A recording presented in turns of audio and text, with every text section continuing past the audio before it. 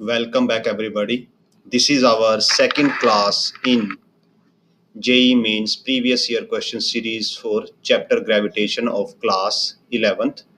Before this, we have made one videos in this series, and that video can be found on our YouTube channel. Name of channel is Point Basics again, and there is a dedicated playlist for these videos known as JEE previous year questions. So you can go to our channel in playlist section. There is a you find the playlist and all the videos related to this series. We have also started similar series for NEET previous year questions, so you can go and check those also. And if you found these videos useful, then do like, share as much as possible, and subscribe to our channel.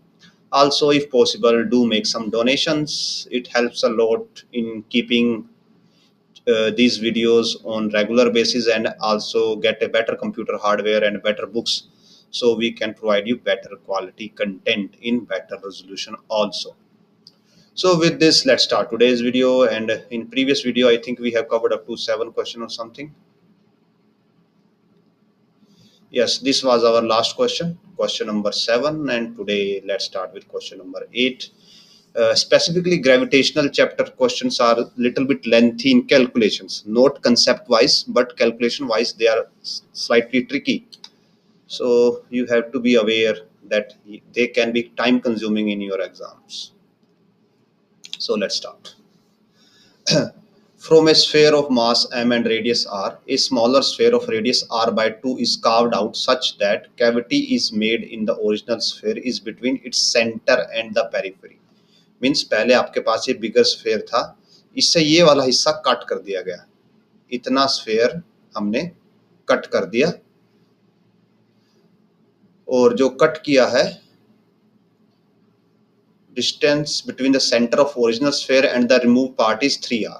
तो जो यहां से हमने cut किया उसको cut करके यहां पे रख दिया, और दोनों के centre to centre distance 3r given है. तो अब ये बताना है कि ग्रेविटेशनल फोर्स कितना होगा दोनों के बीच में. मीन्स जो आपके पास रिमेनिंग पार्ट है और जो ये वाला पार्ट है, इसमें ग्रेविटेशनल फोर्स कितना होगा. सो ये करने के लिए आपके पास 2 मेथड्स हैं. एक मोर एक्यूरेट मेथड है और एक थोड़ा अप्रोक्सीमेशन मेथड है. हम दोनों ट्राई करेंगे, बिकॉज वी हियर हमारे पास राइट नाउ हमारे पास कोई टाइम बाउंडेशन नहीं है. आपको मोस्ट प्रोबेबली जो सबसे इंपॉर्टेंट है वो कंसेप्ट समझना है. सो सबसे पहले हम प्रिसाइज मेथड से जाते हैं. सो क्या करेंगे हम, हमारे पास अब ये 2 ऑब्जेक्ट हैं. एक सिमेट्रिक ऑब्जेक्ट है, स्फेरिकल ऑब्जेक्ट है, और एक एसिमेट्रिक ऑब्जेक्ट है, ये नॉन स्फेरिकल ऑब्जेक्ट है. सो हमें क्या करेंगे, फर्स्ट ऑफ ऑल हम इसका centre of mass find out करेंगे. इस पूरे सिस्टम का centre of mass find out करेंगे. देन फर्स्ट मेथड में हम क्या करेंगे, हम इस जो रिमेनिंग बॉडी है इसका centre of mass find out करेंगे. इसका तो हमारे पास सेंटर ऑफ मास ऑलरेडी है, दोनों का हमारे पास डिस्टेंस आ जाएगा, और हम मासिस से ग्रेविटेशनल फोर्स फाइंड आउट कर लेंगे. और सेकंड में हम जस्ट क्या कर सकते हैं अप्रोक्सीमेशन में, कि यहाँ से जो मास रिमूव किया गया है वो मास सब्ट्रैक्ट करके और इसका सेंटर यहीं पे मान लें, और उसके बेसिस पे कैलकुलेशन कर सकते हैं. सो हम यही करने जा रहे हैं अभी. फर्स्ट ऑफ ऑल मासिस की कैलकुलेशन कर लेते हैं कि कितना मास रिमूव हुआ है. सो बिकॉज जो स्फेयर है वो एक 3D ऑब्जेक्ट है, तो वॉल्यूम तो मींस डेंसिटी कांस्टेंट रहती है यहाँ पे. सो डेंसिटी हो जाएगी, let me make it slightly thicker. It will B, अगर हम टोटल मास m मान रहे हैं जो कंप्लीट स्फेयर का था before removing, m by 4/3 pi r cube. Now mass of small sphere आ जाएगा हमारे पास, density into volume of small sphere. अब जो स्मॉल स्फेयर है उसकी रेडियस r/2 है. सो 4/3 पाई r/2 का क्यूब यानी कि r³/8. सो ये कैंसिल हो जाएगा सारा का सारा, और ये आंसर बचेगा m/8. तो जो स्मॉल मास है उसका सेंटर हमारे मास उसका m/8 है. और तो जो बिगर मास आ गया, बिगर मास का जो बिगर ये हमारे पास पार्ट है इसका मास हो जाएगा, यानी कि बिगर स्फीयर का मास हो जाएगा m माइनस एम बाई 8 यानी कि 7m/8, और जो स्मॉलर स्फीयर है इसका मास हो गया हमारे पास ओनली m/8। नाउ अब अगर हम अप्रोक्सीमेट करें, यहाँ पे अप्रोक्सीमेशन वाला मेथड यूज करें, तो ग्रेविटेशनल फोर्स जस्ट हो जाएगा g इंटू दोनों masses, it is 7m² by 8 होता है हमारे पास, इनटू जो दोनों के बीच का डिस्टेंस है दैट इज 3r। अभी हम डिस्टेंस को अप्रोक्सीमेट कर रहे हैं, तो ये हो गया 9r²। सो इसको हम फर्दर लिख सकते हैं 7gm² बाय, ये 64 इंटू 9 हो जाएगा 6, और ये 57 plus 3 that is 60 I think, yes, into r²। और अभी आपको यहाँ पे कोई आंसर मैच करता हुआ नहीं दिखाई दे रहा होगा, बट हम क्या करते हैं, दोनों साइड अगर 6 से मल्टीप्लाई करते हैं तो ये होगा 42gm² डिवाइड बाय 3636r²। तो अगर आप देखें ये वाला ऑप्शन, ये हम अप्रोक्सीमेटली यहाँ तक पहुंच पा रहे हैं। सो एक्चुअली आंसर भी ऑप्शन ए ही है। तो ये हमने अप्रोक्सीमेशन से कर लिया, बिकॉज एग्जाम में आपको टाइम भी बचाना पड़ सकता है। Now coming to the actual method, तो अब हमें क्या करना पड़ेगा, जो बिगर स्फीयर है उसका centre of mass find out करना है पड़ेगा आफ्टर रिमूविंग।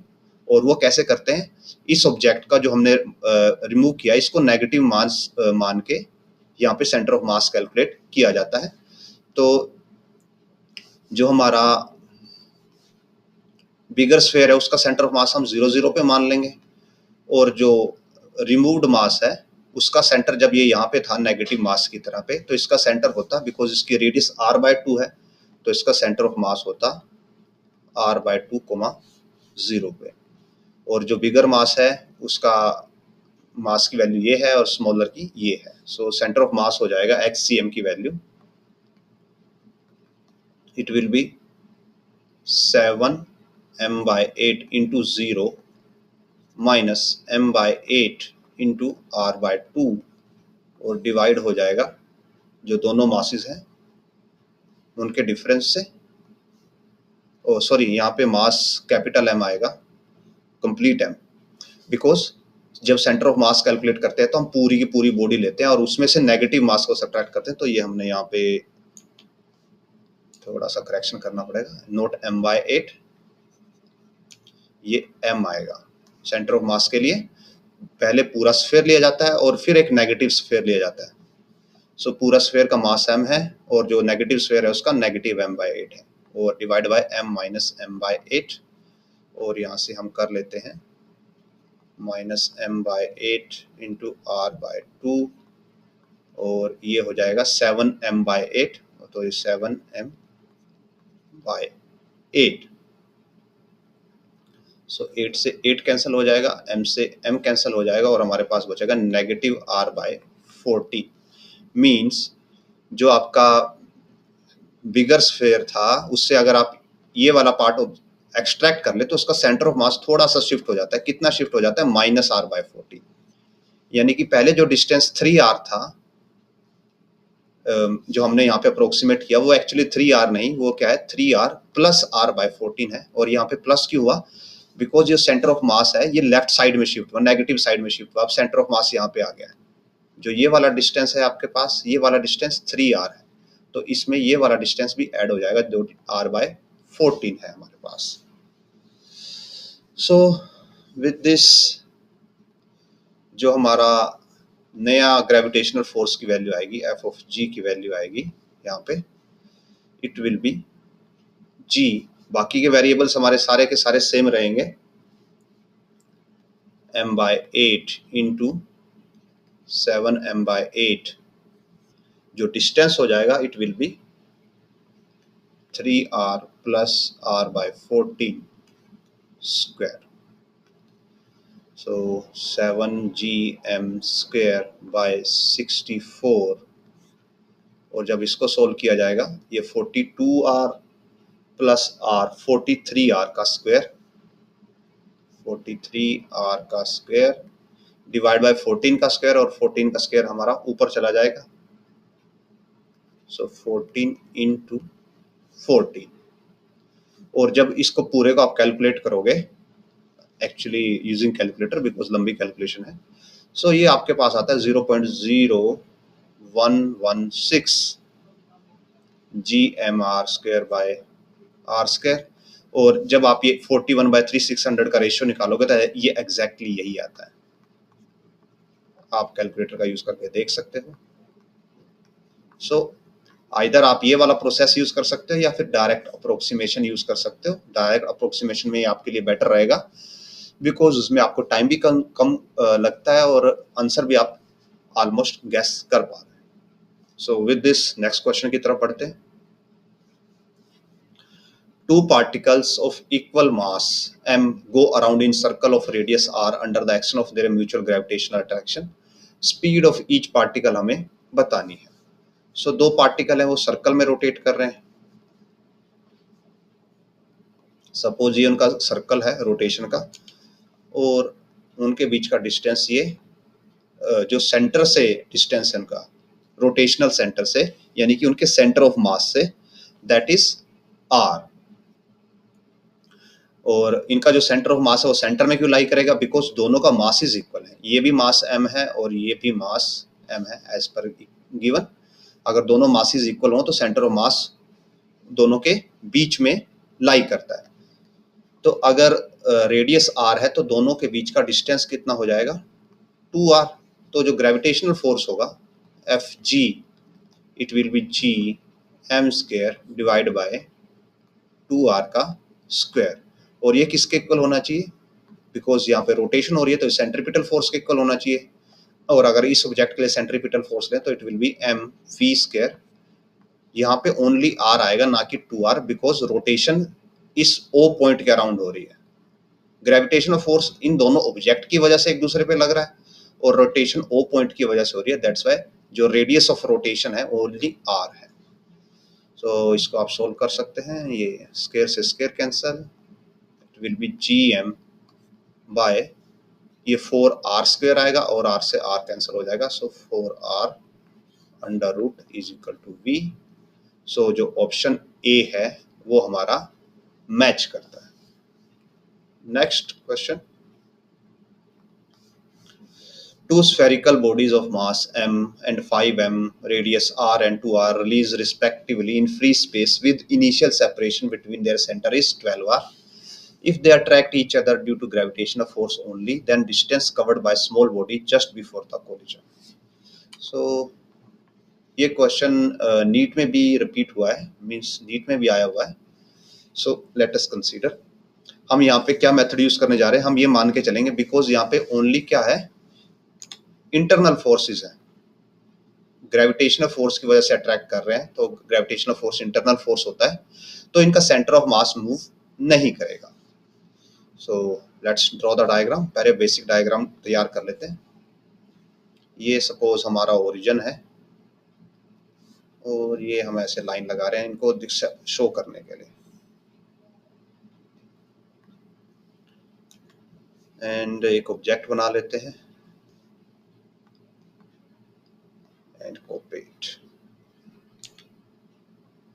सो सपोज कीजिए ये पहला वाला ऑब्जेक्ट है जिसका मास m है, रेडियस r है और ये 0 0 पे है।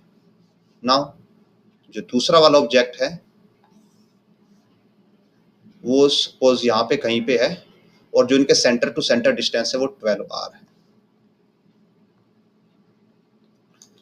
सो इसका सेंटर है 0 0 पे और इसका सेंटर है 12r, 0 पे।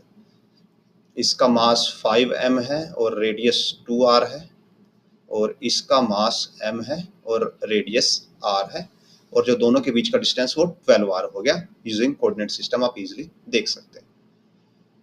नाउ सपोज कर लीजिए इनका सेंटर ऑफ मास कहीं यहाँ पे लाई करता है। सेंटर ऑफ मास के लिए हम एक लाइन बना देते हैं कि सेंटर ऑफ मास यहाँ पे लाई करता है। हमने थोड़ा हैवी वाले के साइड में लिया बिकॉज जो हैवी ऑब्जेक्ट होता है सेंटर ऑफ मास उसके पास ही लाई करता है। नाउ अगर सेंटर ऑफ मास यहाँ पे लाई करता है, अगर ये दोनों मूव करते हैं ग्रेविटेशनल फोर्स की वजह से, तो सेंटर ऑफ मास शिफ्ट नहीं होने वाला, सेंटर ऑफ मास अपनी पोजीशन पे ही रहेगा। सो लेट्स सपोज कि आफ्टर जस्ट बिफोर कोलिजन, ये दोनों एक दूसरे से अगर कोलिजन करने वाले हैं, बिकॉज ये दोनों एक दूसरे के फोर्स की वजह से मूव कर रहे हैं, तो जस्ट बिफोर द कोलिजन ये है 5m वाला ऑब्जेक्ट एंड ये है mr वाला ऑब्जेक्ट। ये दोनों एक दूसरे को ऐसे टच करने वाले हैं। सो ये इसका सेंटर है और ये इसका सेंटर है। इसका मास m है, रेडियस r है, इसका मास 5m है और रेडियस 2r। सपोज जो ये वाला डिस्टेंस है mr, जो मास m है, रेडियस r वाला स्फीयर है, इसने x डिस्टेंस कवर किया, तो इसका सेंटर कहाँ पे हो जाता है? इसका सेंटर हो जाता है x, 0 पे। नाउ और जो ये वाला डिस्टेंस है, मीन्स पहले वाले की रेडियस कितनी है r और दूसरे वाले स्फीयर की रेडियस कितनी है 2r, तो जो ये वाला दूसरे स्फीयर का सेंटर है वो हो जाता है x + 3r, 0 के डिस्टेंस पे। तो हमारे पास ये दो सेटअप आ गए और इन दोनों सेटअप में सेंटर ऑफ मास बदलना नहीं चाहिए। मीन्स यहाँ से जो सेंटर ऑफ मास कैलकुलेट करके आएगा, यहाँ से भी वही सेंटर ऑफ मास कैलकुलेट करके आना चाहिए। तो यहाँ से सेंटर ऑफ मास कितना आता है सिस्टम का? It comes out to be n, 0 + 5m, 12r divided by m + 5m यानी कि 6m। और यहाँ से सेंटर ऑफ मास आता है m × x + 5m × x + 3r divided by 6m। सो ये दोनों तो कैंसिल हो जाएंगे, m × 0 0 हो जाएगा और ये देगा हमें 5 × 12 60 mr। यहाँ से मिलता है mx और यहाँ से मिलता है 5mx और यहाँ से मिलता है 15 mr। इधर आके माइनस हो जाएगा और ये हो जाएगा 45 mr = 6 mx, m से m कैंसल और हमारे पास x की वैल्यू आ जाती है 45r/6 और ये देगा आपको 15/2r, that is 7.5r। Option C is the right answer. Next question की तरफ बढ़ते हैं। The value of acceleration due to gravity g1 at height, यहाँ पे हाइट देखिए r/2 दी हुई है और r क्या है? Radius of earth. तो यहाँ पे जो अप्रोक्सीमेशन यूज होता है वो अप्रोक्सीमेशन आप यूज नहीं कर सकते। It is again equal to g1 at depth d below the surface. तो हमें डेप्थ की वैल्यू निकालनी है कि इस हाइट पे जो ग्रेविटी की वैल्यू है वो किसी डेप्थ पे के इक्वल है और उस डेप्थ की हमें वैल्यू फाइंड आउट करनी है। सो जो नॉर्मल हमारे पास अप्रोक्सीमेशन फॉर्मूला होता है दैट g हाइट होती है हमारे पास g × 1 - 2h/r और g डेप्थ होती है g - 1 - d/r, g × 1 - d/r। ये क्या है? अप्रोक्सीमेशन वाले फॉर्मूलाज हैं जहाँ पे हम ये मान के चलते हैं कि हाइट और डेप्थ रेडियस के कंपैरेटिवली बहुत स्मॉल है। ये आपको कभी कभी रिक्वायर्ड आंसर दे सकते हैं but most of the time नहीं देंगे। सो हम जो एग्जैक्ट वाले फॉर्मूलाज हैं हम वो वाले यूज करेंगे। सो अगर आप हाइट के लिए निकाल रहे हो, सो ग्रेविटेशनल वैल्यू की वहां पे होती है g/, इसको हम लिख सकते हैं ऐसे, not g/, gm/, sorry, capital G m/r + h का स्क्वायर। ये हाइट के लिए है। और ऐसी जो डेप्थ होती है, अगर आप d डेप्थ ले रहे हो तो it will B gm/r³ × d। ये डेप्थ हो गई। तो ये हमारे पास फॉर्मूलाज होते हैं।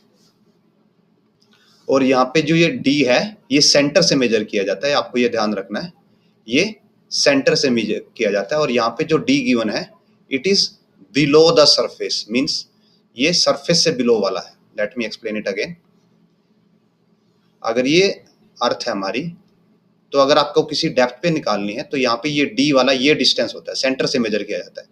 अगर आप d यहाँ से ले रहे हो, अगर आपने ये वाला d ले लिया तो ये वाला डिस्टेंस r - d हो जाएगा। सो इस फॉर्मूला को हमें थोड़ा सा मॉडिफाई करना होगा। और यहाँ पे होगा r minus d.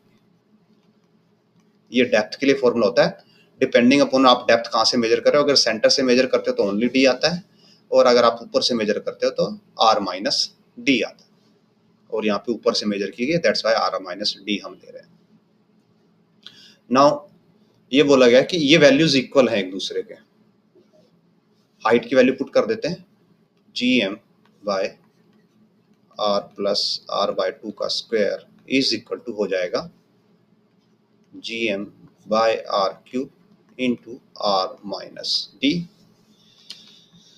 So let's do the calculation. gm से gm कैंसिल हो जाएगा यहाँ पे, और ये 3r बाय 2 का स्क्वायर हो जाएगा 4 by 9r square equal to 1 by r cube r minus d. Square से ये क्यूब कैंसिल होगा और क्रॉस मल्टीप्लाई कर देते हैं। So 4r is equal to 9r minus 9d। 9d हो जाएगा 5r के इक्वल, और d हो जाता है 5 बाय 9r। तो d बाय r का रेशियो हो जाएगा 5 डिवाइड 9। नेक्स्ट क्वेश्चन की तरफ बढ़ते हैं। The acceleration due to gravity on earth surface at pole is g and angular velocity of the earth about axis passing through omega. An object weigh at equator पे and height h पे above the pole by using a spring balance. If weight is are found to be same then h is. So यहाँ पे क्या बोला गया है कि suppose कीजिए ये हमारे पास अर्थ है और हम यहाँ पे इसके पोल भी बना लेते हैं, और सपोज कीजिए ये पोल है, ये हमारे पास अर्थ के पोल्स हैं। और तो अगर पोल्स यहाँ पे हैं तो ये यहाँ पे इक्वेटर हो जाएगा अर्थ का, ये हो गया इक्वेटर।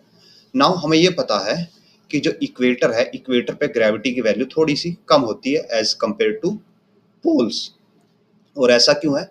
ऐसा होता है जो अर्थ की रोटेशन है, रोटेशन की वजह से ऑब्जेक्ट्स पे आउटवर्ड सेंट्रीफ्यूगल फोर्स लगता है जो कि ग्रेविटी में से रिड्यूस हो जाता है। सो जो इक्वेटर होता है, इक्वेटर पे ग्रेविटी की वैल्यू हो जाती है g minus omega square into r. जो सेंट्रीपिटल एक्सेलरेशन है आपको पता है, सेंट्रीपिटल फोर्स होता है m r ओमेगा स्क्वायर। तो यहाँ से सेंट्रीपिटल एक्सेलरेशन हो जाएगा m रहेगा r ओमेगा स्क्वायर और ओमेगा स्क्वायर r। तो ये हमने g भी एक्सेलरेशन ड्यू टू ग्रेविटी होता है तो उसमें से एक्सेलरेशन माइनस कर दिया। नाउ पोल्स के पे अगर हम आए तो पोल पे ग्रेविटी की वैल्यू g ही होती है, बिकॉज वहां पे कोई रोटेशनल इफेक्ट नहीं होता, बिकॉज वही रोटेशनल एक्सिस है। अब जो ऑब्जेक्ट है आपने जब उसको पोल पे मेजर किया तो आपने उसको h हाइट पे मेजर किया है, h अबव द पोल्स। तो अगर आप हाइट h पे मेजर कर रहे हो और स्टार्टिंग में साथ में ये कंडीशन भी गिवन है कि h is less than r, तो हम यहाँ पे अप्रोक्सीमेशन लगा सकते हैं कि जो g ऑफ पोल हो जाएगा at height h it will be g into 1 minus 2h by r। ये हम यहाँ पे अप्रोक्सीमेशन वाली जो वेरिएशन है वो यूज कर सकते हैं। नाउ ये पोल पे ग्रेविटी की value at height h equator पे वैल्यू के ग्रेविटी के इक्वल है, सो दोनों को इक्वेट कर देते हैं। So g minus omega square r is equal to g minus 2hg by r। g से g कैंसिल, नेगेटिव से नेगेटिव कैंसिल हो जाएगा,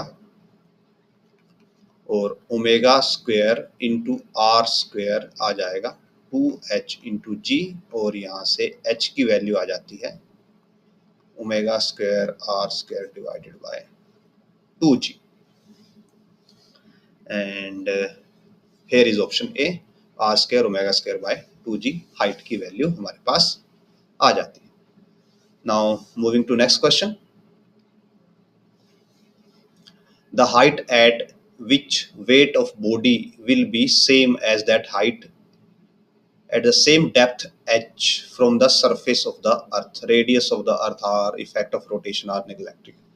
So again यहाँ पे हमारे पास फिर से वही सिनेरियो है जो हमने प्रीवियस क्वेश्चन में किया था कि h हाइट पे जो वेट है वो सेम है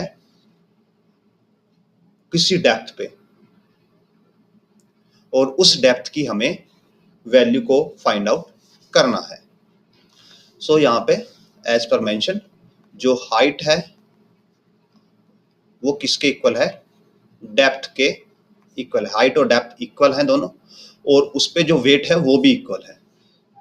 तो अगर वेट इक्वल है तो means acceleration due to gravity भी इक्वल है, यानी कि acceleration due to gravity at height h is equal to acceleration due to gravity at depth h। ये डेप्थ के लिए है और ये हाइट के लिए है।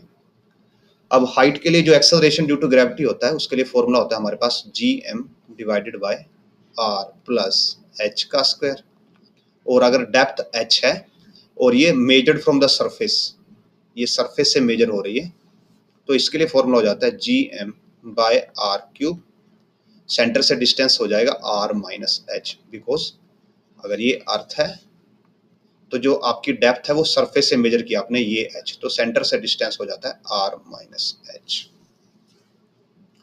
ये दोनों इक्वल हैं बिकॉज वेट इक्वल है, वेट इक्वल है मतलब ग्रेविटी इक्वल है। सो gm से gm कैंसिल हो जाएगा, और अब हम यहाँ पे यूज कर सकते हैं दोनों साइड का स्क्वायर मल्टीप्लाई कर सकते हैं, तो r क्यूब हो जाएगा, it will be r plus h का square into r minus h. Open करते हैं, ये होगा r square plus h square plus 2rh into r minus h. Multiply करते हैं, r cube plus h square r plus 2r square h minus h r square minus h cube minus 2r h square. Hopefully हमने सभी चीजें ठीक लिखी हो, और यहाँ पे r क्यूब, सो r क्यूब से r क्यूब कैंसिल हो जाएगा। अब देखिए ये है एच स्क्वायर r और ये है 2h स्क्वायर r, तो यहाँ पे तो हमारे पास क्या बचेगा, 0। यहाँ पे बचता है minus h square r, because ये पॉजिटिव और ये 2 नेगेटिव है। और अगर इधर देखें ये 2r स्क्वायर h है और ये माइनस r स्क्वायर h है, तो ये बचेगा plus r square h minus h cube. तो अब देखिए ये हमारे पास एक इक्वेशन है, इसमें अगर आप r में देखो तो हम यहाँ से एक तो h की वैल्यू को कॉमन लेके फिनिश कर सकते हैं। तो h कॉमन लेके हम अगर फिनिश कर देते हैं तो 0 is equal to minus h r plus r square minus h square, sorry. तो अब आपके पास ये इक्वेशन है, और इसमें देख सकते हैं आप दो वेरिएबल हैं, एक तो r है और एक h है। एक्चुअली जो r है वो तो कांस्टेंट है, रेडियस ऑफ अर्थ है, तो वो वेरिएबल नहीं है। तो ये आपकी एक क्वाड्रेटिक इक्वेशन बन जाती है इन टर्म्स ऑफ h। तो इसको प्रॉपर वे में लिख सकते हैं, माइनस कॉमन लेके it will B H square minus, sorry ये भी प्लस हो जाएगा, यहाँ से माइनस कॉमन लेंगे तो, और इसको आर एच लिखते हैं, आर एच, और ये नेगेटिव हो जाएगा, minus r square is equal to 0। तो किस टाइप की इक्वेशन बन जाती है, it is x square plus some variable, इसको हम y बोल देते हैं, y इंटू एक्स, और ये माइनस वाई स्क्वायर। तो यहाँ पे हम फॉर्मूला लगा सकते हैं रूट निकालने के लिए, minus b plus minus b square minus 4ac by 2a। So use करते हैं, b का वैल्यू, b यहाँ पे होगा r, so minus r plus minus r square negative of 4bc, so 4ac, a तो 1 है और c है negative r square, so minus 4r square divided by 2 आ जाएगा। तो ये हो जाएगा 5r स्क्वायर, और अंडर रूट आप सोल्व करोगे तो root 5r plus minus root 5r divided by 2। और अगर आप देखो यहाँ पे, अब ये जो डेप्थ है वो नेगेटिव नहीं हो सकती, बिकॉज हम सरफेस से मेजर कर रहे हैं, पॉजिटिव मान रहे हैं, तो हमारे पास पॉजिटिव वैल्यू ही आएगी। तो हम यहाँ पे इसको पॉजिटिव लेंगे, तो it will B √5 - 1, r common ले लिया हमने, डिवाइड बाई 2, ये आंसर होना चाहिए। और कंपेयर करें अगर, so here is option c is the right answer. Next question, a box weigh 196 Newton on spring balance on North Pole. The weight is recorded on the same balance if it is shifted to the equator close to north pole पे value g की value given है और radius of अर्थ भी हमारे पास given है। तो हमें ये बताना है कि अगर नॉर्थ पोल पे इतना वेट है तो जो हमारे पास इसको अगर इक्वेटर पे लेके जाएं तो इक्वेटर पे कितना वेट होना चाहिए। सो जो पोल है, पोल पे ग्रेविटी की वैल्यू एज इट इज रहती है, और जो इक्वेटर है, इक्वेटर पे ग्रेविटी की वैल्यू हो जाती है g - r into omega square, और I think yes r into omega square, जो हमने अभी जस्ट प्रीवियस क्वेश्चन में किया था, एक क्वेश्चन में। सो g की वैल्यू हमें 10 गिवन है ऑलरेडी, और यहाँ पे कैलकुलेशन इन्वॉल्व होंगी। r की वैल्यू हमारे पास 644 किलोमीटर है, तो इंटू 10⁻³ ये मीटर में आ गया। अब ओमेगा निकालना हमें, ओमेगा स्क्वायर, ओमेगा होता है 2π/t का स्क्वायर, तो ये हो जाएगा 4π²/t²। और now coming to t, time period of earth. अब अर्थ है जो, उसका टाइम पीरियड हम निकाल सकते हैं, जो कि 1 डे के इक्वल होता है, दैट इज 24 आवर्स, और आवर्स को 60 से मल्टीप्लाई करेंगे मिनट, और मिनट को मल्टीप्लाई करेंगे 60 से, तो ये बन जाएगा second. So here comes 4π² divided by 24 का स्क्वायर और मल्टीप्लाई बाय, बिकॉज 4π² t का स्क्वायर है और इसका भी स्क्वायर होगा, तो 3600 स्क्वायर। और जब इसको सॉल्व करते हैं हम, तो ये आपको देता है 10, ये 10 माइनस इसको सॉल्व करके आता है 0.034,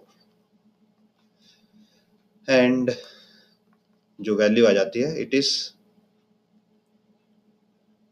something I think, so it is comes out to be 9.966। और अब हमारा जो, अब हमें वेट निकालना है, तो बॉक्स का जो वेट है पोल पे इतना है, ये वेट है, हमें इससे पहले मास बनाना पड़ेगा। मास कितना हो जाएगा 196/10, और अब इक्वेटर पे वेट हो जाएगा, इसको आप मल्टीप्लाई कर दीजिए 9.966 से, तो जब सॉल्व करके आंसर आता है, it comes out to be 195.33, and here is option d is the answer. और इस आंसर में आप अप्रोक्सीमेट नहीं कर सकते, बिकॉज आपको ये पता है कि इक्वेटर पे वेट कम हो जाएगा, बिकॉज ग्रेविटी रिड्यूस हो जाएगी, तो आपके सभी के सभी आंसर्स में वेट की वैल्यू रिड्यूस भी है, तो यहाँ पे तो आपको एग्जैक्ट कैलकुलेशन करनी पड़ेगी, मीन्स ये क्वेश्चन आपके लिए टाइम कंज्यूमिंग होगा। आगे बढ़ते हैं। The ratio of weights of a body on Earth's surface to the surface of planet is 9:4. Mass of planet is 1/9 of Earth. R is the radius of the Earth. Radius of the planet बताना है कि planet की radius कितनी हो सकती है। So इस scenario में हमें weights का रेशियो गिवन है, यानी कि W पहले ऊपर अर्थ है, हाँ, तो weight of earth by weight of planet, weight on earth by weight on planet है, नोट ऑफ, ये 9/4 है। और वेट क्या होता है, मास इनटू ग्रेविटी, तो मासेस तो सेम रहेंगे, तो ये एग्जैक्टली किसका रेशियो है हमारे पास, gravity on earth by gravity of planet, ये है हमारे पास 9/4। और जो g की वैल्यू होती है, it comes out to be GM by r, mass of planet by radius of planet का स्क्वायर। तो अगर ये वैल्यूज हम पुट कर दें, सो GE बाय GP की वैल्यू आ जाती है GM, ये पहले अर्थ आएगा, by radius of earth square, ये GMP रेडियस ऑफ प्लैनेट का स्क्वायर। सो G से G कैंसिल हो गया, और ये वैल्यू हमें पता है 9/4 फ्रॉम द फॉर्मूला, सो हमारे पास बन जाता है mass of earth by mass of planet into radius of planet square, radius of earth square is equal to 9/4. Now mass of planet is 1/9, यानी कि mass of planet is 1/9 of mass of earth. तो यहां से हम लिख सकते हैं that me/mp is equal to 9. तो ये वैल्यू हमारे पास 9 है.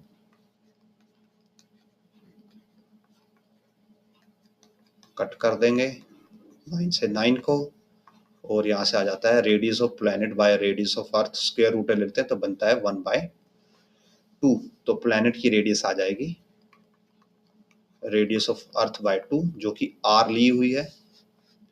सो r/2 option d is the right answer. Next question. The value of acceleration due to gravity at Earth's surface is 9.8 meter per second square. The altitude above the surface at which acceleration due to gravity की value इतनी हो जाती है, यानी कि exactly half हो जाती है. अगर आप देखें सो हमें ये पता है कि हाइट पे value acceleration due to gravity की वैल्यू, और यहाँ पे देखिए आप ग्रेविटी की वैल्यू हाफ रिड्यूस होगी, तो आप अप्रोक्सीमेशन वाला फॉर्मूला यूज नहीं करोगे. सो जी एच गिवन है by g m by r plus h का स्क्वायर, और यहाँ पे मेंशन है that g h is equal to g/2, और g/2 होता है half g m by r का square. So g h is equal to this value. तो कंपेयर करते हैं दोनों वैल्यूज को. G m divide by r plus h square is equal to half g m by r square. ये cancel, under root ले लेते हैं दोनों साइड का, 1/√2r. So √2r is equal to r plus h cross multiply, और यहाँ से r into √2 minus 1 is equal to h. And हमें हाइट ही निकालनी है. सो वैल्यूज पुट करते हैं.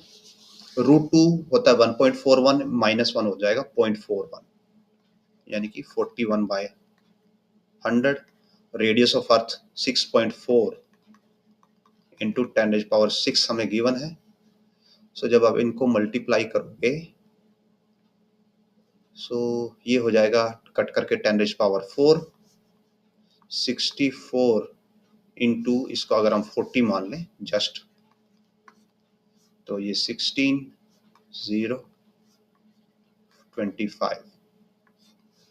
सो 2560 इंटू 10⁻⁴, और ये हो जाएगा अगर हम इसको पावर्स की टर्म्स में लिखें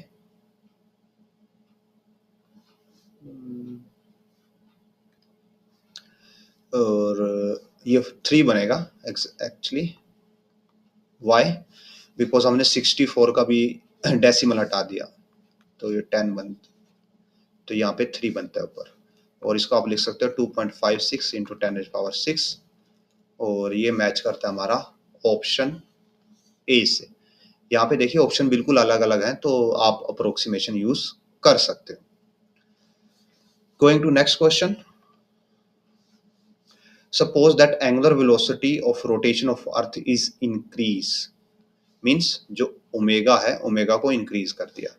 तो ओमेगा इंक्रीज होने से क्या होगा, जो पोल पे ग्रेविटेशनल फोर्स होता है वो तो एज इट इज रहता है, एक्सेलरेशन ड्यू टू ग्रेविटी, और जो इक्वेटर होता है इक्वेटर पे g minus r omega square होता है, यानी कि इक्वेटर पे वैल्यू कम हो जाएगी. So there will be no change in weight anywhere on the earth. ये तो गलत है. अगर इक्वेटर पे एक्सेलरेशन कम हो रहा है, g की वैल्यू रिड्यूस हो रही है, तो वेट भी रिड्यूस हो जाएगा. Wait of the object everywhere on the earth will decrease, तो ये भी नहीं है बिकॉज पोल पे डिक्रीज नहीं करेगा. Weight of the object everywhere on the earth will increase, increase तो होने का चांस ही नहीं है.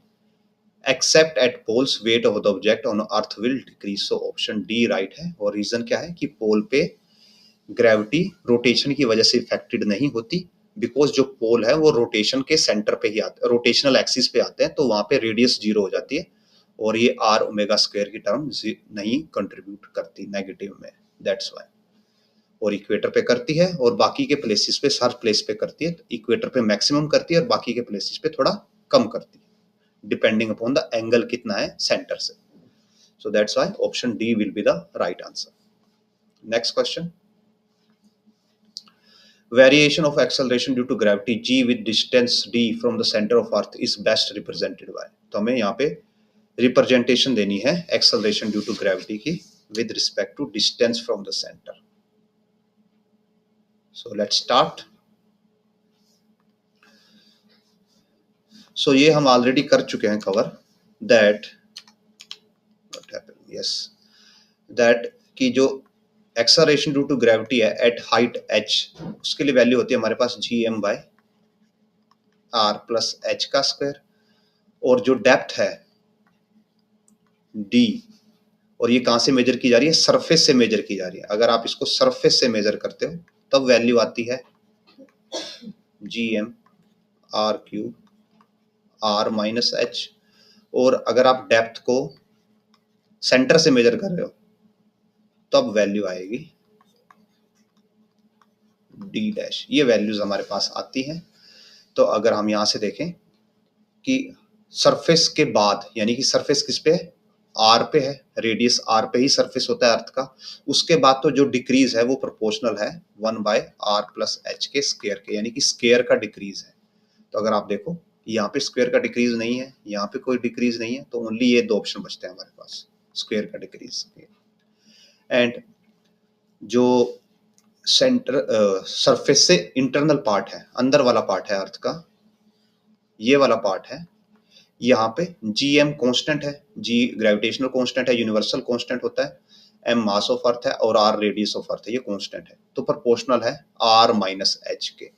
और यहाँ पे भी देख सकते हो कि सेंटर से डिस्टेंस के प्रोपोर्शनल है, और अगर ओनली डिस्टेंस के प्रोपोर्शनल है तो ये किस टाइप का रिलेशन है, लीनियर, यानी कि ये वाला पार्ट पहले लीनियर और फिर 1 बाय उसके स्क्वायर के प्रोपोर्शनल।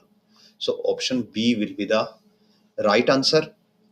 और अगर आप ये चाहते हो कि हम इसका डेरिवेशन करके भी दिखाएं आपको कि ये डेरिवेशन कैसे आता है, कि एग्जैक्टली ये फॉर्मूला आता कैसे है, तो आप कमेंट सेक्शन में डाल सकते हैं। I will make a separate video on this कि आप इसको कैसे ड्राइव कर सकते हैं। इसके हमारे पास दो मेथड होते हैं। एक तो आप गोस लॉ का यूज कर सकते हो, जहाँ पे जो gravitational field dot D S integral हमारे पास होता है -4 पाई ग्रेविटेशनल कांस्टेंट इनटू मास। इसकी हेल्प से भी आप निकाल सकते हो या आप नॉर्मल मेथड से भी निकाल सकते हो। और यहाँ पे ये होता है, ये कर्व सरफेस एरिया होता है। तो अर्थ के केस में अगर आप सेंटर से डी डिस्टेंस ले रहे हो, हम अभी हम सेंटर से बात करें अगर, तो it will be 4 pi D square into 4 पाई जी 4 पाई जी, और ये होता है मास। और ये जो मास होता है, कितना मास होता है, ये मास होता है अप टू डेप्थ डी, कि जो हमने ये वाला इसका एक रीजन कंसीडर कर लिया, मान लो ये हमने सर्कल मान लिया और ये जो डिस्टेंस है ये हम डी लेके चल रहे हैं, तो इस सर्कल के अंदर कितना मास है, तो उसको कैलकुलेट कर सकते हैं यूजिंग डेंसिटी। डेंसिटी होगी mass of earth by 4 pi radius of earth का क्यूब, और इनटू हो जाएगी this volume, that will be 4 pi d cube. So 4/3 pi से ये कैंसिल हो जाता है, एंड इसको अब हम लिख सकते हैं ये जो डी स्क्वायर है ये इधर से क्यूब को कैंसिल कर देता है। सो ग्रेविटेशनल फील्ड यानी कि एक्सेलरेशन ड्यू टू ग्रेविटी की वैल्यू मिल जाती है हमें -4 पाई, और ये 4 पाई से 4 पाई भी कैंसिल होगा, सॉरी। सो ये ओनली बचेगा GME by R cube into d. तो ये सेम फॉर्मूला हमारे पास बच जाता है। यहाँ पे साथ में नेगेटिव साइन भी आता है, ये जस्ट डायरेक्शन शो करता है कि डायरेक्शन इनवर्ड होती है फोर्स की और फील्ड की भी। सो अगर आप इस पर डिटेल वीडियो चाहते हैं तो कमेंट सेक्शन में डाल सकते हैं, I will make the separate video. आगे बढ़ते हैं। So for a mass density of spherical body is given by, mass density given है k by r से, where r is the distance from center. correct graph, हमें graph बताना है कि कितना जो एक्सेलरेशन ड्यू टू ग्रेविटी है, या आप बोल सकते हो ग्रेविटेशनल फील्ड कैसे वेरी करेगी. सो लेट्स डू इट. इसको थोड़ा साइड में ले जाते हैं. तो हमारे पास जो मास डेंसिटी है it is given by k by r, और जो हम रेडियस है, ऑब्जेक्ट की रेडियस मान लेते हैं, दैट इज r. तो अब हम पहले एक इनसाइड का केस सॉल्व करेंगे और एक आउटसाइड का केस सॉल्व करेंगे. तो इनसाइड का केस सॉल्व करने के लिए अगेन क्या करना होगा, ये सपोज ऑब्जेक्ट है जो हमारा, बिकॉज स्फेरिकल बॉडी है और इसकी रेडियस हमने r मान ली. इसके अंदर हम क्या करते हैं, एक वो लेते हैं, एक थिकनेस का एलिमेंट लेते हैं, और इसका डिस्टेंस सेंटर से हम जो मान के चलेंगे कि ये डिस्टेंस सेंटर से हमारे पास x है. सो अब हमें क्या करना होगा, इसका मास कैलकुलेट करना होगा, और अगर हमारे पास इसका मास आ जाता है तो फिर इसके मास की हेल्प से हम क्या कैलकुलेट कर सकते हैं कि एक्सेलरेशन ड्यू टू ग्रेविटी कितनी होगी. तो x डिस्टेंस पे जो डेंसिटी है उसकी वैल्यू हो जाएगी k बाय एक्स, और बिकॉज ये जो डेंसिटी है ये मास डेंसिटी है, यानी कि मास पर यूनिट वॉल्यूम, तो मास हो जाएगा यहाँ पे mass up to x distance k by x, यानी कि mass density into volume 4/3 pi x cube. So ये यहाँ पे कैंसिल होके स्क्वायर दे देगा, और यहाँ पे मिलता है 4 pi k 3 into x square, और यहाँ से g की वैल्यू आ जाएगी, जो g होता है हमारे पास, it is g m dash by जो हमारा स्फेयर है उसकी radius. So it will be g into, ये हमारे पास m डैश की वैल्यू ये है 4 pi k 3 x square divide by x square, और यहाँ से एक्स स्क्वायर से एक्स स्क्वायर कैंसिल. अब देखिए g कांस्टेंट है, 4 पाई कांस्टेंट है, k कांस्टेंट है, 3 कांस्टेंट है, तो ये क्या आती है कांस्टेंट वैल्यू, यानी कि इनसाइड में g की वैल्यू कांस्टेंट रहेगी. और आप देखो सिर्फ एक ही ऑप्शन है आपके पास जिसमें इनसाइड में g की वैल्यू कांस्टेंट रहती है. नाउ आउटसाइड वाला पार्ट भी हम सोल्व कर लेते हैं. सो आउटसाइड के लिए अगर हम आउटसाइड ऐसे कोई एक सर्कल बनाते हैं, हम इसको प्रॉपर ही बनाते हैं.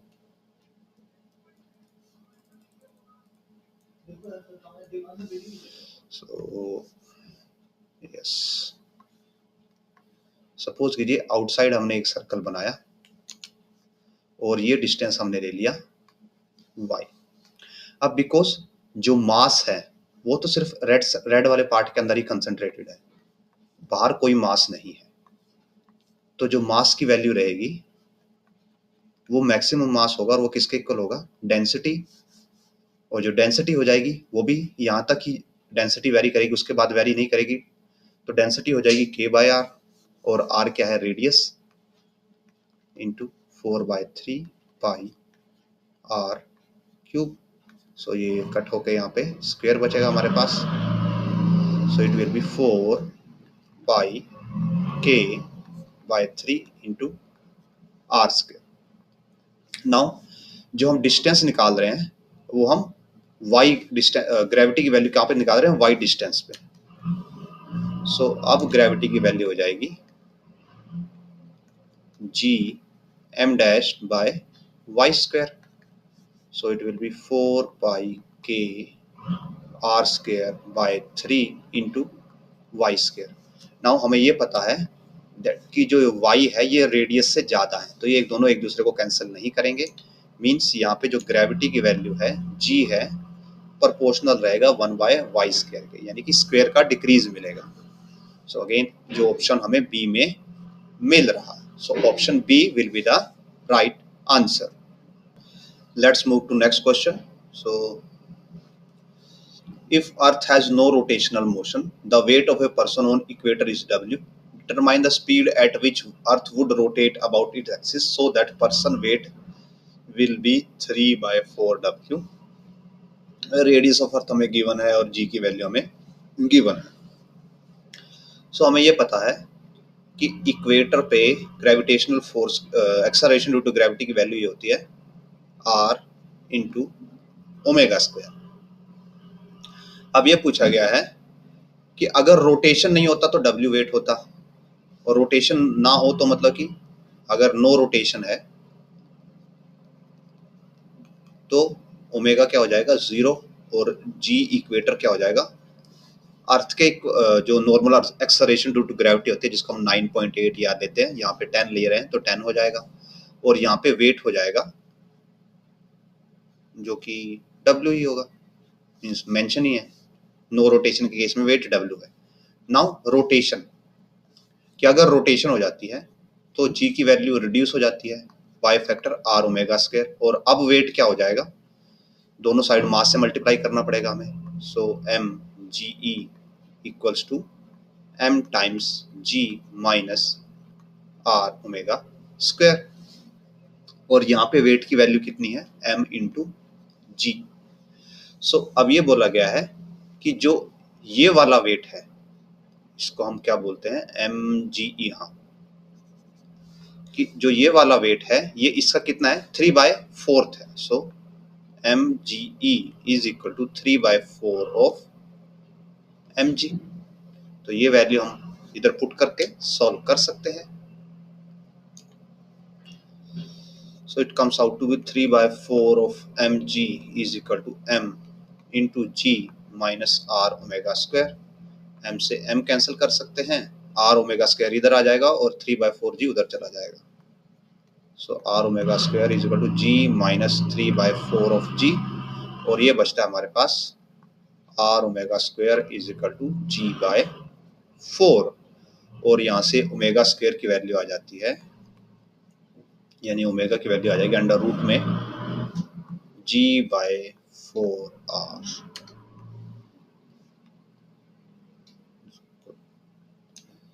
हम अलग से लिख लेते हैं, it comes out to be g/4r। तो वैल्यूज पुट करते हैं, omega is equal to under root, g की वैल्यू 10 है, 4 एज इट इज, r की वैल्यू होगी 6400 into 10⁻³ yes. So 6400 into 10⁻³ into 3। So यहाँ पे एक 0 से ये 0 कैंसिल हो जाएगी, ये बनेगा 10⁻⁴, और 4 10⁻⁴ का अंडर रूट हो जाएगा 1/10⁻², और ये है 64 इंटू 4, और 64 इंटू 4 इसको आप लिख सकते हो 4 इंटू 64 को आप लिख सकते हो 4 इंटू 4 इंटू 16 इंटू 4 64 होता है, और इन दोनों का स्क्वायर रूट आप निकालोगे तो ये 16 इंटू 16 है तो इसका स्क्वायर रूट आ जाएगा 1/16। So it comes out to be 1/16 into 10⁻⁻², और जब इसको सोल्व करेंगे तो आएगा 0.0625 इंटू 10⁻⁻²। लेट्स चेक कि हमें इसको और भी फर्दर लिखना है क्या, तो इसको हम ऐसा लिख सकते हैं 0.06 इंटू 10⁻⁻3, और ये आंसर में अवेलेबल है ऑप्शन सी में। So this question is also complete. Next question, the change in value of acceleration of earth towards sun when moon comes in from the position of solar eclipse to the position of other side in the line with the sun। So यहाँ पे हमारे पास दो scenario हैं, let me explain कि क्या क्या scenario हैं।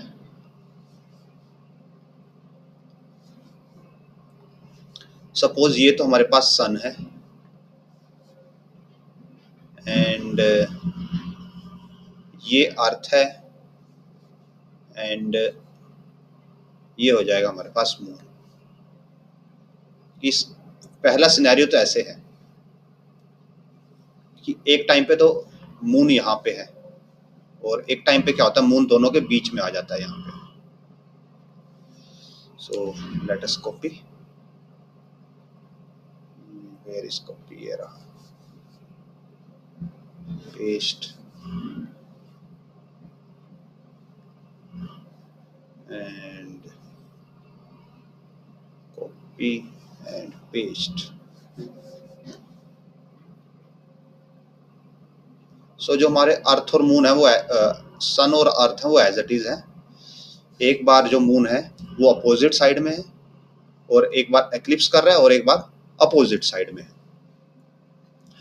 सो अब हमें दोनों सिनेरियोज में एक्सेलरेशन ड्यू टू ग्रेविटी का डिफरेंस निकालना है।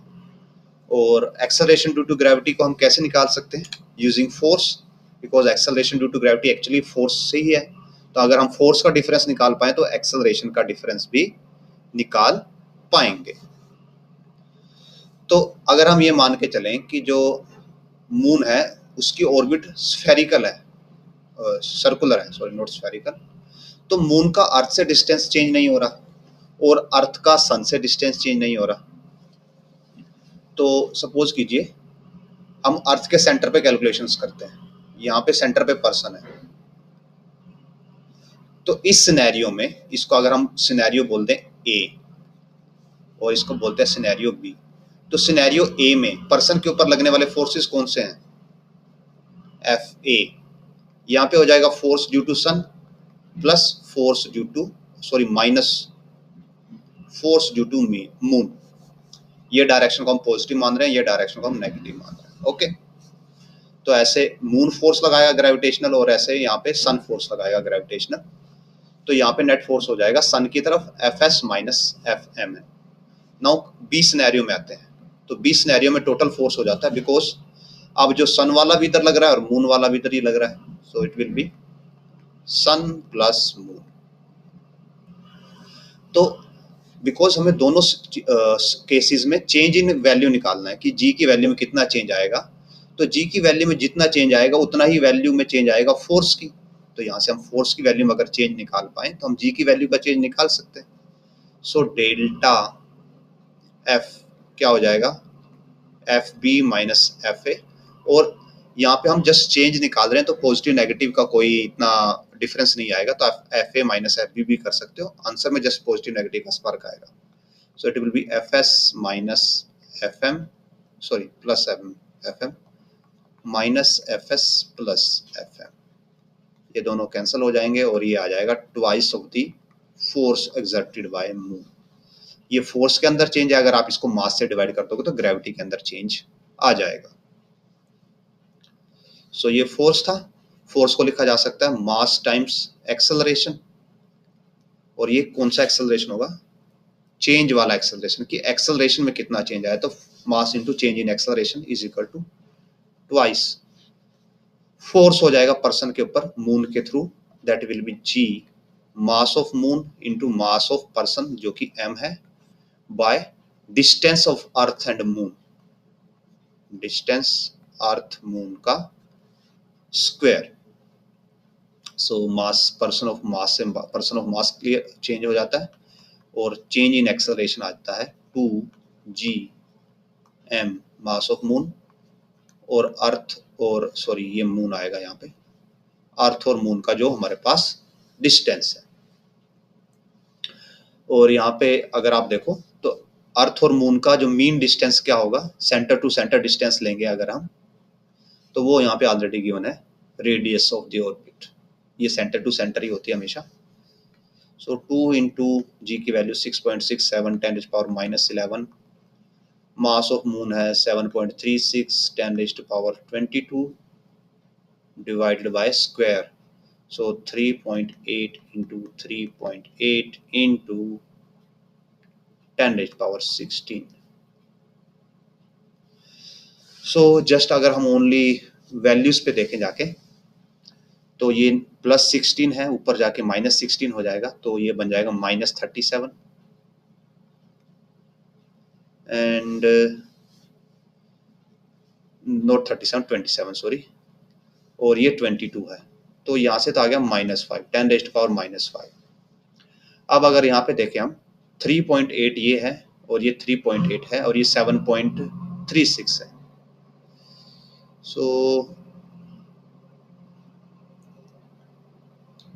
अगर इसको 4 माने और इसको 4 माने तो 4 इंटू 4 16, और ये देखिए ये इसको 7.5 मान लेते हैं, 7.5 इंटू 2 15, तो ये दोनों लगभग एक दूसरे को कैंसिल आउट कर देंगे।